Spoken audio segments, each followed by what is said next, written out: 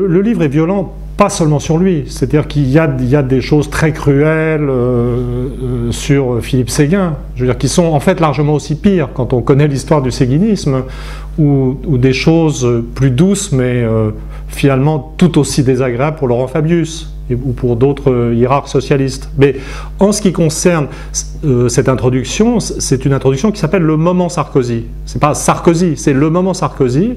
Et parce que pour moi, l'élection de Sarkozy, que je n'ai pensé possible qu'à partir du moment où Ségolène Royal était candidate, c'est quand même une condition d'émergence, était quelque chose d'improbable en ce sens que Sarkozy est le contraire de tout ce que je sais sur la société française et l'histoire de France. C'est-à-dire qu'il évoque en lui-même une sorte de négation d'une certaine réalité antérieure. Et donc il faut le prendre au sérieux en tant que symptôme. Donc avant de rentrer dans tous les problèmes de la société française, je veux dire, il était nécessaire de rappeler ce que Sarkozy a signifié. En plus, il faut bien voir que cette introduction est plus importante que jamais, puisque l'une des particularités du dysfonctionnement actuel de la société française, c'est l'amnésie. C'est-à-dire que la façon dont on parle de Sarkozy maintenant n'a plus rien à voir avec ce qu'il a évoqué dans les 10 premiers mois de sa présidence, et puis dans la phase d'accession au pouvoir. Je veux dire, dans la phase d'accession au pouvoir, c'est l'homme qui a foutu le feu aux banlieues, qui a insulté les gamins, qui a fait l'ouverture à l'extrême droite, récupéré une partie du Front National. Ensuite, on pourrait dire qu'il y a eu 2 moments Sarkozy. Je veux dire, le moment ministre de l'Intérieur et candidat identitaire, après avoir été pyromane, c'est une sorte de Sarkozy 1. Ensuite, il y a Sarkozy élu président, libéré de tout ce qui semblait les forces structurantes de la société française. Donc après avoir fait l'ouverture à l'extrême droite, il fait l'ouverture à gauche. Hein. Après avoir insulté les gamins de banlieue, il fait venir des personnes comme Rachida Dati et Ramayadeh pour effacer tout ça. Tout le monde trouve ça génial. Tout le monde, on s'intéresse. Alors, il devient l'homme du paquet fiscal et des cadeaux aux riches. Donc, on est raccord. Mais ça fait presque oublier qu'avant d'avoir été l'homme des riches, il a été le pyromane identitaire. Vous voyez, et puis, avec le côté exhibitionniste fou, qui ne respecte aucune règle, qui utilise, je dirais, le palais de l'Élysée comme un lieu d'expression personnelle plutôt que d'incarnation du pouvoir. Mais ce moment, je pense d'abord que le personnage existe toujours et les Allemands en sont bien conscients. Puisque évidemment la façon dont on parle, l'image a été corrigée en interne dans la société française, il est très protégé par les médias, contrairement à ce qu'on pense Sarkozy. Je veux dire, si tout le monde disait ce que tout le monde sait sur Sarkozy, on verrait qu'on est toujours dans le moment Sarkozy. Et il suffit de sortir de France, d'aller dans les instances européennes, à Bruxelles, de faire une conférence en Allemagne, et on sent bien que, je sais pas, je crois récemment, il faut regarder, il y a une vidéo qui circule sur Medvedev faisant une imitation de Sarkozy maintenant. Vous allez voir sur le site de l'Observateur. Malheureusement, je ne parle pas russe, donc j'aimerais savoir ce qu'il fait dire à Sarkozy.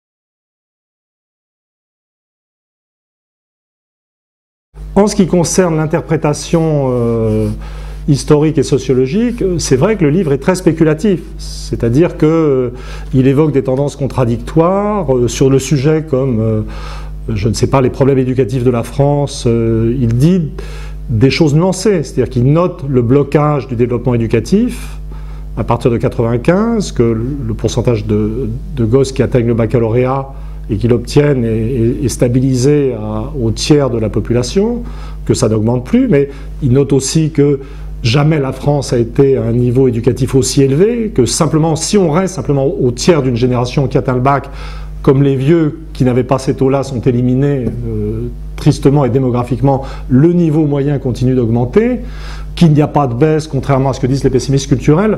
Tout le livre est un peu qu'on ne sait pas si ça va redémarrer ou non. Donc, je veux dire, je n'écris pas l'avenir, et tout est comme ça. Donc, quand on en arrive aux conclusions, je ne dis même pas que j'ai des scénarios. J'évoque, on ne peut pas on ne peut pas être plus prudent, parce que j'évoque des comportements vraisemblables de la classe politique dans une situation où la tension entre libre-échange et démocratie devient insoutenable. Et j'évoque même, par exemple, la possibilité d'une ethnicisation, d'une tentative d'ethnicisation de la démocratie par la droite, c'est-à-dire l'idée de réunir les Français contre l'autre, contre un étranger, contre les gosses d'immigrés, ou contre les Arabes, ou contre les musulmans, mais en disant bien qu'il est possible qu'ils essayent de faire ça. C'est d'ailleurs la pente naturelle du sarkozysme. En tout cas, c'était sa pente naturelle avant l'élection d'Obama, qui rend ce genre de stratégie un peu périmée. Mais même s'ils essayent, ça risque de provoquer beaucoup de dégâts ou de souffrances et d'échouer.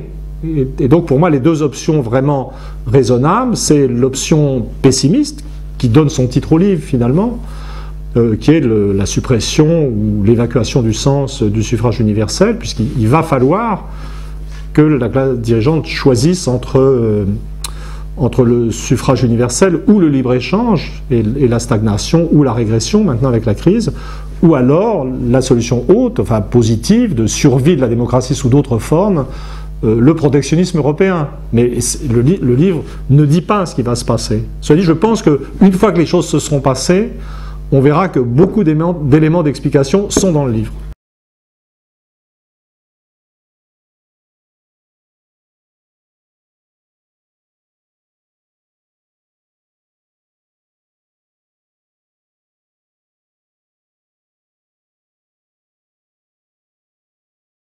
C'est ça qui est le plus dur en sociologie et en histoire, c'est repérer l'importance d'un facteur qui est important parce qu'il n'existe pas.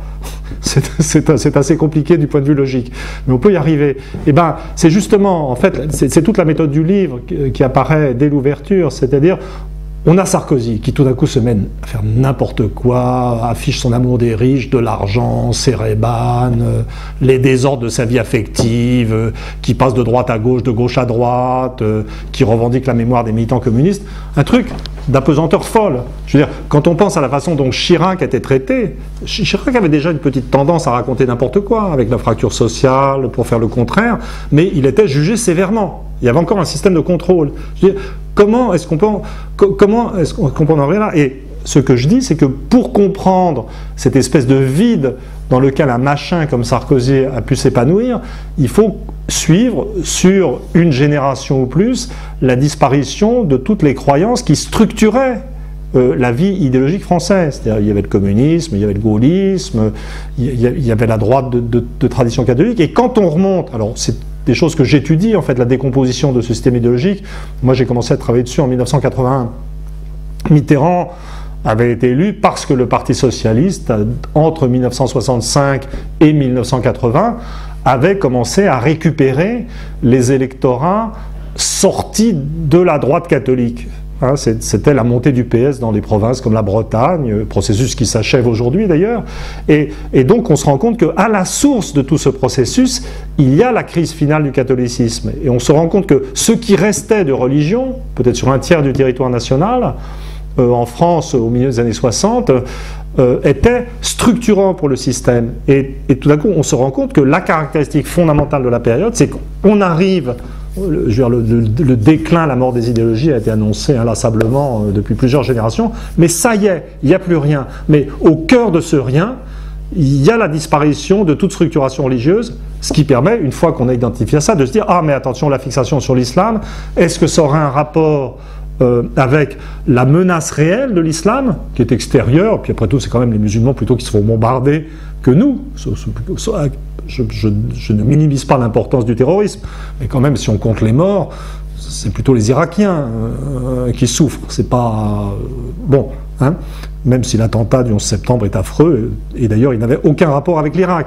Mais, et on se dit, mais attention, peut-être que la fixation négative sur l'islam, qui est quand même très importante dans les classes supérieures intellectuelles françaises de ces 5 dernières années, la diabolisation de l'islam... pourrait avoir un rapport avec une sorte d'angoisse du vide religieux qui nous caractérise, les populations dites d'origine chrétienne, ce qui ne s'applique pas complètement à moi d'ailleurs. Mais vous voyez, donc et la méthode du livre, d'un bout à l'autre, c'est ramener l'instant, les personnes, ce qui se passe en instantané, je veux dire, essayer de les replacer dans des tendances de très longue durée. C'est-à-dire que pour moi, vous ne pouvez pas comprendre les bouffonneries du président de la République si vous n'avez pas étudié. Ça n'aurait pas été possible sans 30 ans de reflux des croyances religieuses entraînant la déstructuration de toutes les autres croyances politiques.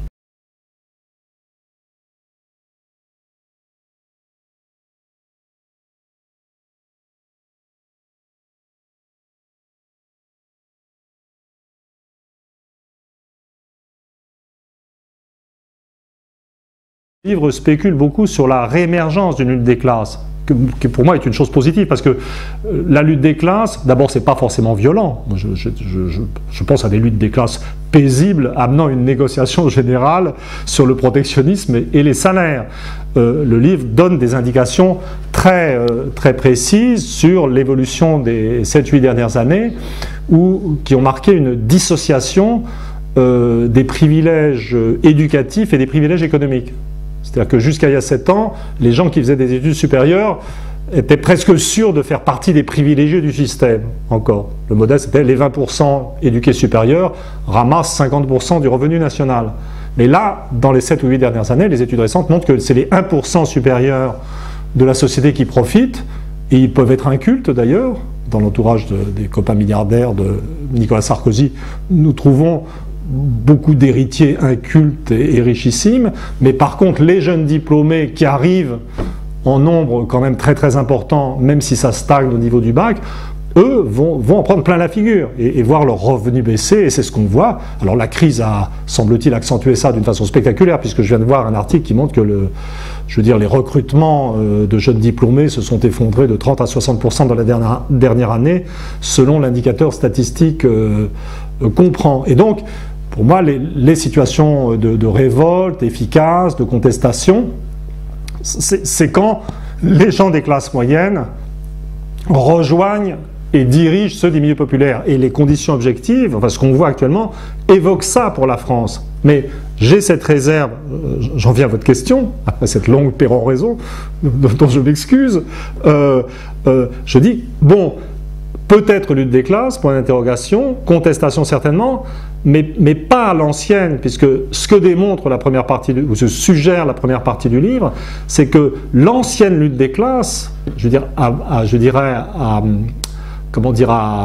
habillage ou à formalisation marxiste, était quelque chose qui était né à l'intérieur d'une matrice religieuse, qui était né de la contestation du catholicisme à l'intérieur de la tradition laïque, opposée à l'Église catholique. Et ça n'est pas revenu. Donc, si lutte des classes il y a, ça sera autre chose. Et peut-être lutte des classes, il n'y aura pas. Si, hors croyance religieuse, on ne peut pas avoir de structuration collective. En ce sens, le livre est quand même hautement spéculatif.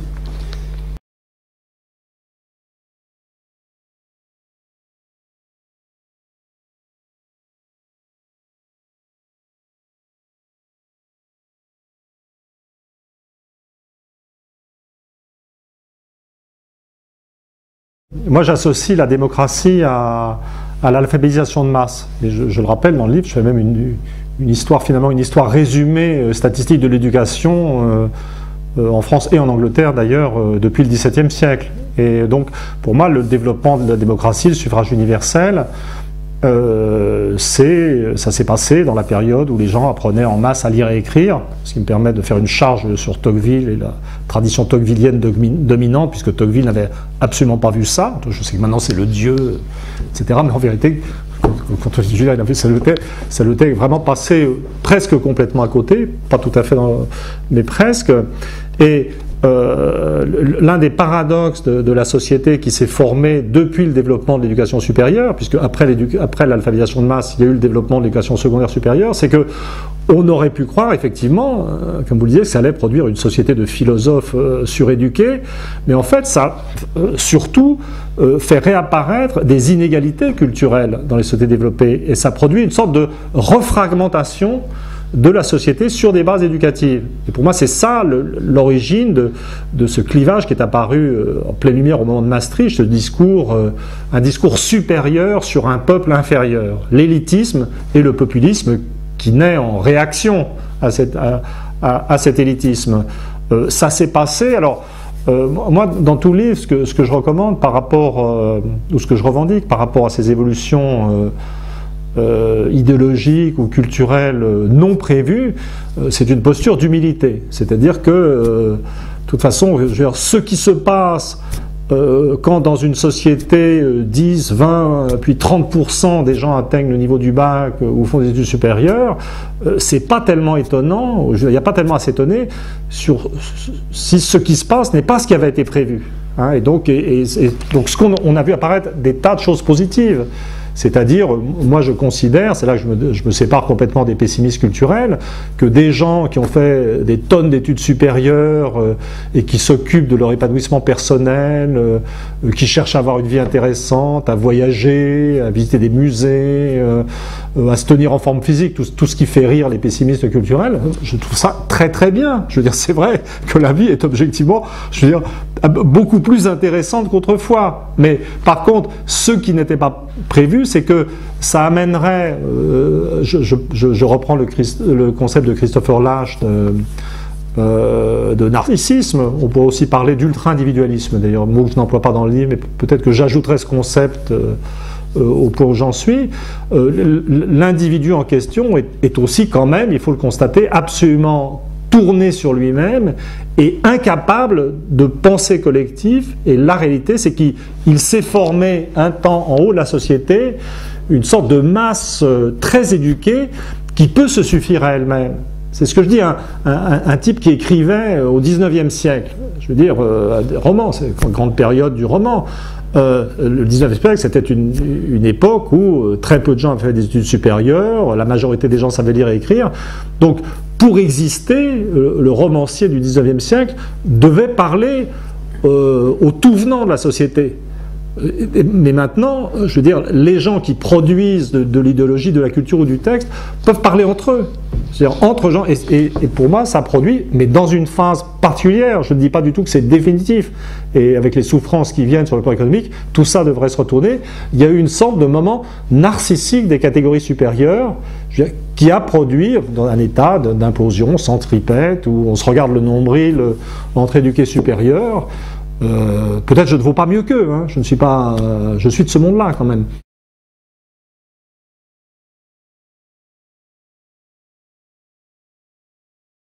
Moi, ça n'est pas massif, c'est-à-dire qu'il y a eu, il faut bien voir qu'on est dans des séquences historiques très complexes, donc vous avez cette évolution générale, restratification éducative, qui produit, alors là, à l'échelle de la société dans son ensemble, un sentiment, une sorte de ce que j'appelle un subconscient inégalitaire, une atomisation et une disparition des idéologies.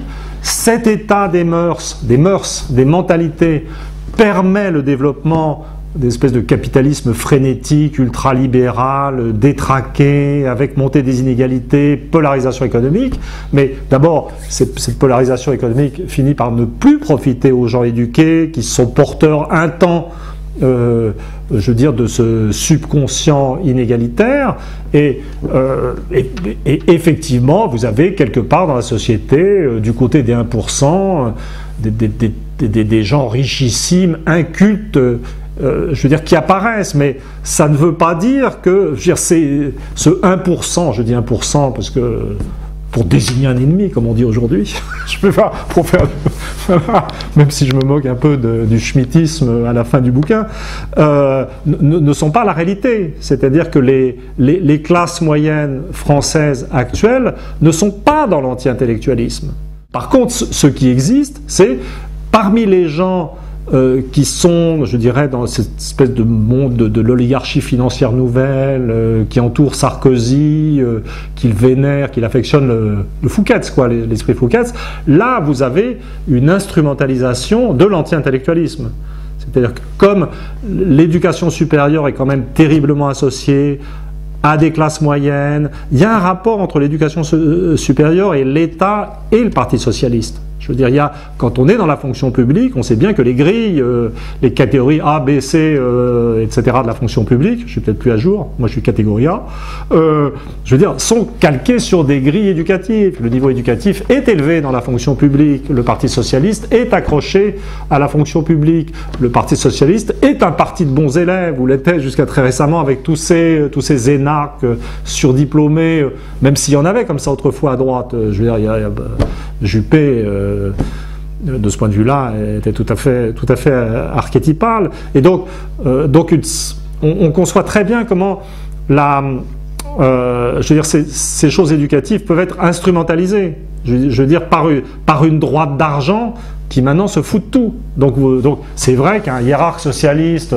qui refuse de s'intéresser aux problèmes économiques réels, au libre-échange, au protectionnisme, tout content d'avoir des beaux diplômes qui lui permettent d'arrêter de penser, on comprend que ça puisse énerver une partie des populations qui vit plutôt en état de frustration scolaire, auquel le développement du système scolaire a donné des complexes plutôt qu'autre chose, et que dans ce contexte, des types comme Sarkozy ou ses proches qui ont fait des études médiocres et qui sont assez incultes, cela joue peuple. On peut même concevoir que l'incohérence, le manque de formation intellectuelle de Sarkozy soit un atout.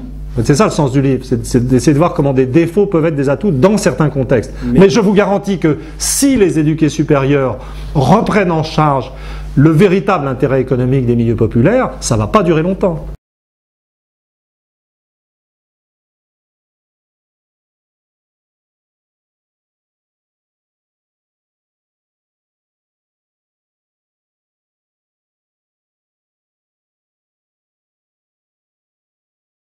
Alors, je reconnais que c'est beaucoup plus facile à faire passer depuis que la crise mondiale se répand suite à la débâcle financière. On voit toutes les économies s'arrêter les unes après les autres, et donc l'analyse économique lucide élémentaire permet de voir, ce qui n'apparaît pas encore clairement à nos gouvernants, ici ou ailleurs, que c'est le libre-échange qui finalement est responsable de ça. C'est-à-dire que le libre-échange généralisé a ramené le capitalisme à sa vieille contradiction du retard de la demande sur la production.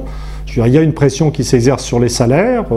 Alors là, pour le coup, là, les milieux populaires comprennent, je peux faire du populisme, là, les milieux populaires comprennent ce que les économistes refusent de voir, à savoir que si vous comprimez les salaires, vous allez avoir des problèmes en termes de demande globale. Donc en fait, si on est... Alors là, quand vous êtes à ce stade, vous avez deux postures intellectuelles possibles, deux postures intellectuelles et morales, ne séparons pas les deux. Vous dites que si c'est le libre-échange qui exerce cette pression, il faut en sortir, admettre que, sans enthousiasme d'ailleurs, sans excitation, que ce qu'il faut faire c'est protéger les salaires. Pour protéger les salaires, il faut définir des espaces économiques raisonnables permettant de faire cesser la pression de l'extérieur sur les salaires. Si on se place d'un point de vue français, l'économie dite nationale n'existe plus, donc ça ne sert à rien de faire du protectionnisme national. Il y a un machin qui existe et qui sert de moins en moins, c'est l'Europe. Pourquoi ne pas utiliser ce machin qui existe, je veux dire, comme instrument de régulation, de protectionnisme et de créer les conditions d'une relance de la machine économique par la relance économique dans un système protégé. Mais je parlerai de la même façon pour les États-Unis ou pour l'espace extrême oriental. C'est plus difficile pour eux parce que les économies sont très déséquilibrées dans le sens des échanges. Ou alors, je dirais que vous avez face à cette... à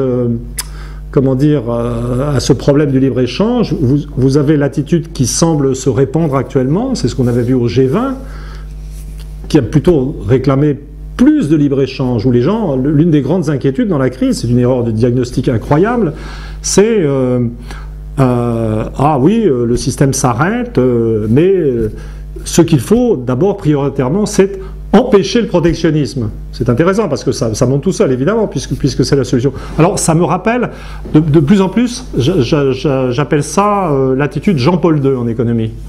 Et ça me rappelle énormément la période où Jean-Paul II, face à l'épidémie de sida, disait que l'important, c'était que les individus et les couples soient moraux, mais ne surtout pas utiliser le préservatif.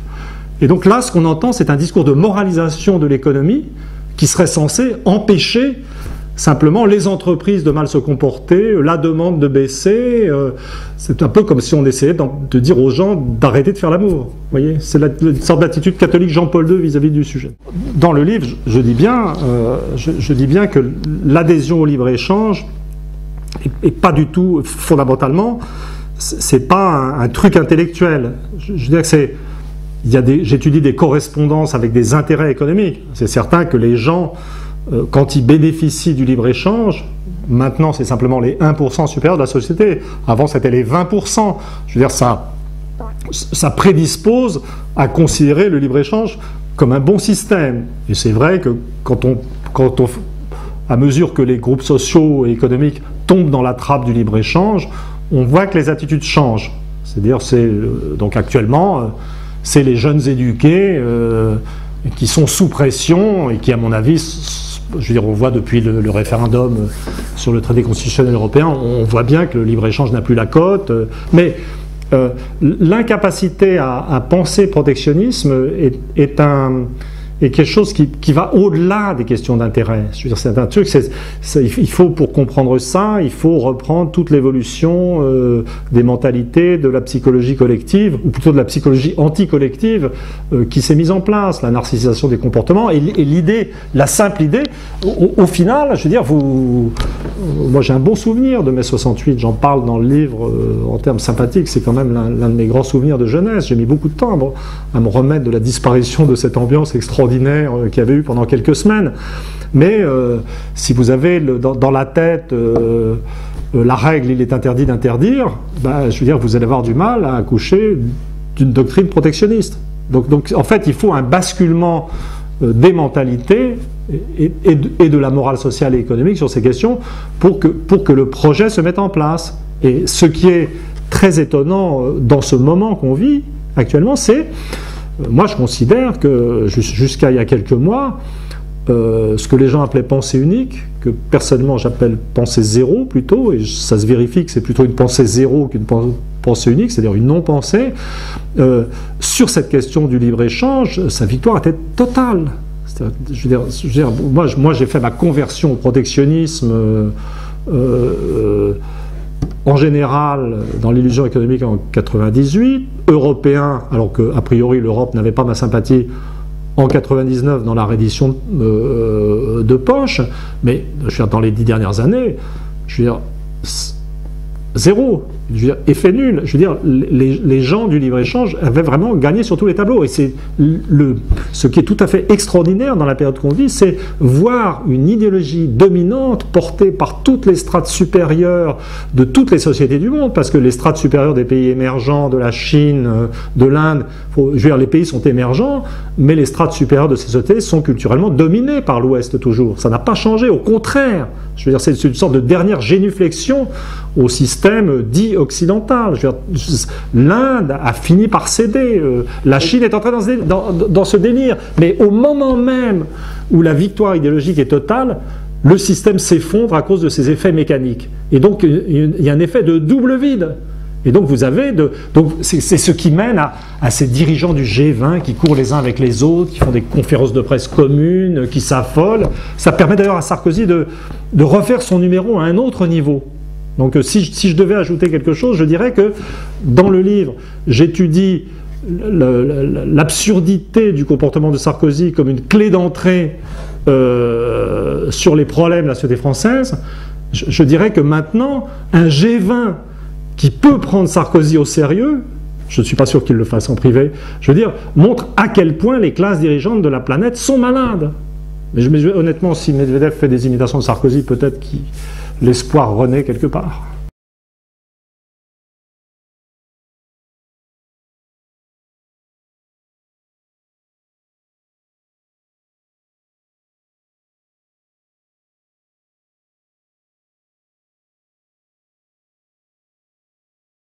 On annonce toujours ces risques de repliement et identitaire en Europe, et c'est la première idée qui vient quand on est dans une crise. D'ailleurs, c'est le souvenir qu'on garde de 29, même si des pays comme la France avec le Front Populaire ou l'Amérique avec le New Deal, c'était plutôt bien comporté. Mais c'est vrai avec une dimension de repli, je dirais pas de coopération.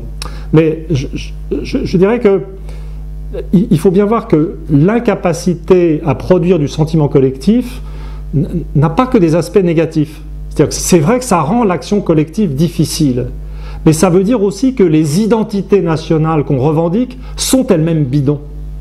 C'est-à-dire que peut-être qu'Angela Merkel a eu cette réaction et l'Allemagne, je dirais, serait particulièrement douée pour le repliement national. D'ailleurs, l'Allemagne, je critique dans le livre l'Allemagne pour son refus de prendre en compte, je dirais, l'intérêt de l'Europe dans son ensemble, ce qui n'est pas admissible compte tenu de la prééminence de l'industrie allemande en Europe. Mais la réalité de la situation, de cette description des comportements des classes supérieures et même populaires et moyennes en termes de narcissisation, ça veut dire que toutes les identités sont bidons. Et c'est ce qu'on a vécu en France. En fait, regardez, moi je me suis séparé des nationaux républicains. C'était à peu près au moment de l'affaire autrichienne, puisque je considérais que moi j'étais parti en guerre contre les gens qui disaient que la nation n'existait plus, ou qu'elle n'était plus rien. Et je veux dire, j'avais pas envie de me retrouver avec des ahuris qui pensaient que la nation était tout. Donc c'était au moment de l'affaire autrichienne. Et en fait, les idées, je dirais, nationales républicaines ont fait leur chemin. C'est pour ça que je les critique. Elles sont devenues quasiment une sorte de deuxième doctrine dominante. C'est-à-dire, et ça finit par être récupéré par le discours identitaire sarkozyste. C'est-à-dire Guénaud, que j'ai côtoyé à l'ex-fondation Marc Bloch et du 2 mars, Max Gallo, qui n'en a jamais été, mais avec qui je me suis très longtemps, très bien entendu sur ces questions, ils sont tous devenus, à un degré ou à un autre, paroliers ou inspirateurs du président. Et donc on a un ministère de je ne sais quoi, blablabla, plus identité nationale. Mais on se rend bien compte que ce discours national est totalement parodique et ridicule. C'est-à-dire qu'on a un discours national à implication xénophobe, c'est pas la peine de le nier, par un candidat issu d'un parti qui autrefois était gaulliste, et le type qui produit ce discours identitaire est le président qui n'en finit pas d'aller se coucher devant Washington. Donc, en fait, la xénophobie dont on nous menace est elle-même parodique, ce qui veut dire qu'on a du temps. C'est-à-dire la grande différence entre maintenant et la crise de 29, bon, la difficulté, ce qu'il y a de moins bien, si on peut dire, c'est qu'il n'y a plus aucune doctrine alternative. On est dans le rien économique, dans le rien conceptuel, ce qui peut poser des problèmes. Mais je dirais que l'avantage du rien, c'est qu'on n'a pas le fascisme, on n'a pas des identités nationales très très fortes, donc on a un peu de temps. Et compte tenu du niveau éducatif des classes moyennes supérieures, un basculement dans le positif pourrait aller très vite.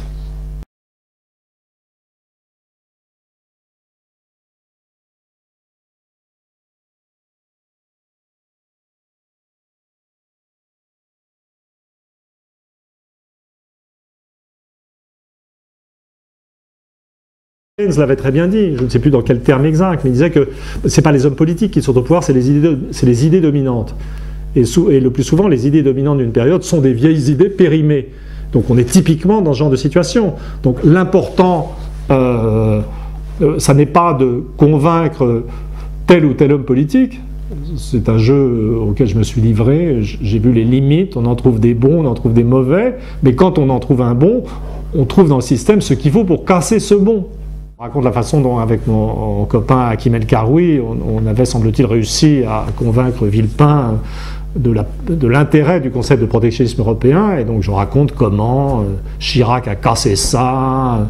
Ça c'est très rigolo d'ailleurs dans le livre. Hein. Ah bah c'est une expérience, c'est tout à fait fascinant de voir, et de toute façon c'est très logique, seul un type original comme Villepin, seul le type qui avait fait le discours de l'ONU pouvait envisager de penser de travers par rapport au monde actuel. Mais l'important, ça ne suffit pas.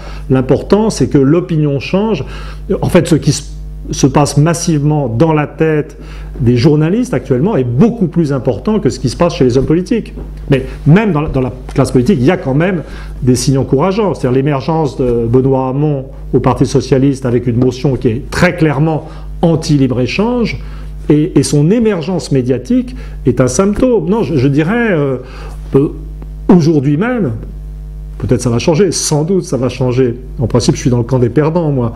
J'ai jamais gagné un référendum, enfin, j'ai jamais été dans le camp des référendums, mais je veux dire, actuellement, les choses évoluent beaucoup mieux que je ne l'envisageais quand j'ai quand j'ai achevé l'écriture de ce livre. Je suis surpris par les réactions positives au concept de protectionnisme.